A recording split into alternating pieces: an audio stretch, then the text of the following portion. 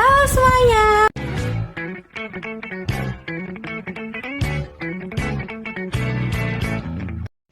Halo everyone. Kenalin, nama aku Mutiara Kurota Ainul Hakim. Aku dari kelas D4 ITD dengan nomor RRP 3125600092. Di sini aku mau ngejelasin tentang tugas aku, yakni tugas dasar sistem komputer dengan judul Rangkaian Logika Digital. Stay tune ya teman-teman. Dah.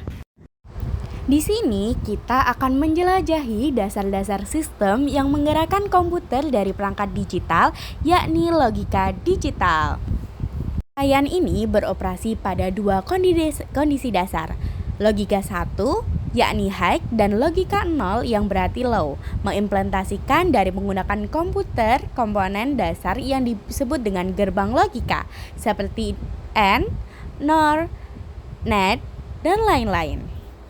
Klasifikasi rangkaian di sini dibagi menjadi dua, yakni yang pertama rangkaian kombinasional.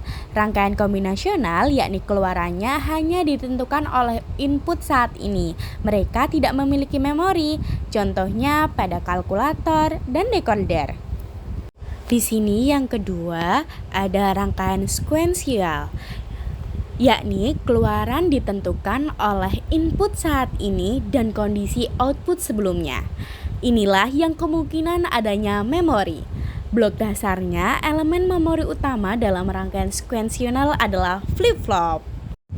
Nah teman-teman, mulai masuk nih ke rangkaian flip-flop.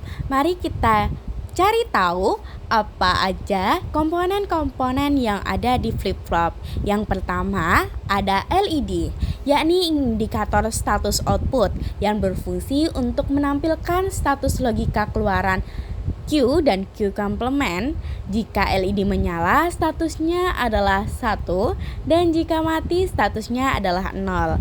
Yang kedua, ada resistor. Resistor ini penghambat arus atau penaikan arus, pembatas arus untuk LED, dan pembatas arus untuk gerbang logika.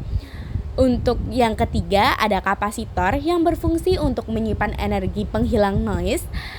Biasanya digunakan pada jalur sumber daya decoupling atau kapasitor untuk menstabilkan tegangan. Dan yang ketiga, yang terakhir ada transistor, blok bangunan dasar rangkaian. Di sini transistor menjadi fundamental utama untuk menjadi saklar digital terbangunnya gerbang logika. Oke teman-teman, kita masuk pada macam-macam rangkaian yang ada di flip-flop. Flip-flop bangunan dasar dari rangkaian sekuensial yang berfungsi sebagai elemen memori 1 bit. Flip-flop dapat menyimpan 1 bit data logika 0 atau 1. Di sini yang pertama ada flip-flop RS. Yang pertama set dan reset. Yang kedua flip-flop JK, yakni Jack atau Kipling. Yang ketiga ada flip-flop D, yakni data atau delay. Yang keempat ada flip-flop T, yakni toggle. Oke, mari kita belajar flip-flop yang pertama, yakni RS, set dan reset. Input S dan R beroperasi. S1 membuat key sama dengan 1, R1 membuat key sama dengan 0. S0 dan R0 adalah mode memori. Kelemahan dari rangkaian ini adalah memiliki kondisi terlarang. S1 dan R1 menyebabkan output tidak menentu atau tidak bisa dilihat. Yang kedua ada flip-flop JK, Jack dan Kipling. Di sini inputnya adalah J dan K. Keunggulannya mengatasi kondisi terlarang pada RS flip-flop. Fungsi ini unik di sini jika J sama dengan 1 dan K sama dengan 1, output key akan membalik keadaan sebaliknya. Nilainya akan tetap pulsa clock. Fungsi ini penting untuk membuat counter. Dan flip-flop D. Flip-flop D di sini hanya memiliki satu input data, yakni D. Operasi keluarannya key selalu sama dengan input D, Q, N plus 1 sama dengan D. tetapi disalin hanya pada saat pemicuan clock. Fungsi kunci ideal sebagai resistor data atau elemen pengunci yang menghilangkan kondisi terlarang. Untuk selanjutnya, kita akan terus belajar tentang flip-flop D, data atau delay. Lalu, sama juga seperti flip-flop D, flip-flop T hanya memiliki satu input, yakni T. Jika T sama dengan 1, flip-flop beroperasi dalam mode toggle. Jika T0, ia dalam mode memori. Aplikasi utama digunakan sebagai pembagi frekuensi di mana Q akan memiliki frekuensi setengah dari sinyal clock. Selanjutnya saya akan menjelaskan tentang flip-flop D karena rangkaian saya buat menggunakan flip-flop yang berjeniskan rangkaian flip-flop D. Flip-flop D adalah jenis elemen memori 1 bit yang sering digunakan karena kesederhanaan operasinya. Fungsi utama adalah menunda atau mengunci LED dengan data input D selama satu siklus clock. Di sini inti rangkaiannya menggunakan SR flip-flop yang berdetak pada clockhead SRFF yang bermodifikasi kunci, yakni input S dan R dihubungkan bersama melalui sebuah gerbang, yakni NOT.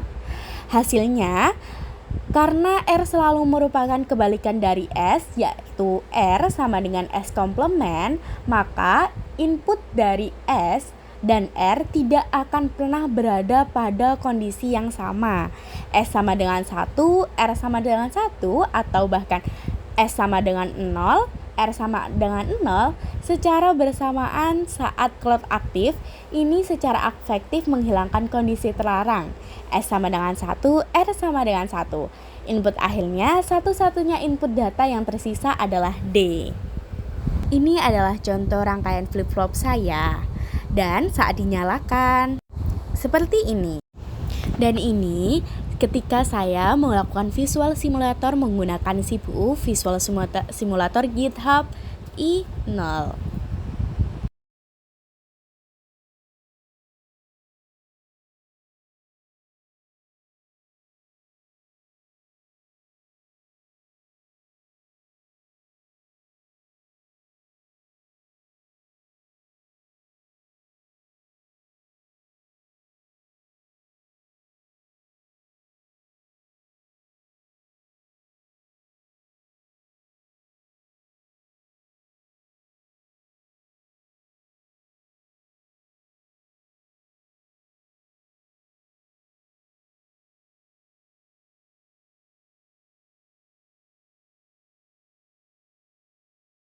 Oke, sekian presentase dari aku. Terima kasih sudah menonton. Terima kasih kalau udah nge-like, subscribe, dan lain-lain. Oke, thank you. Dah.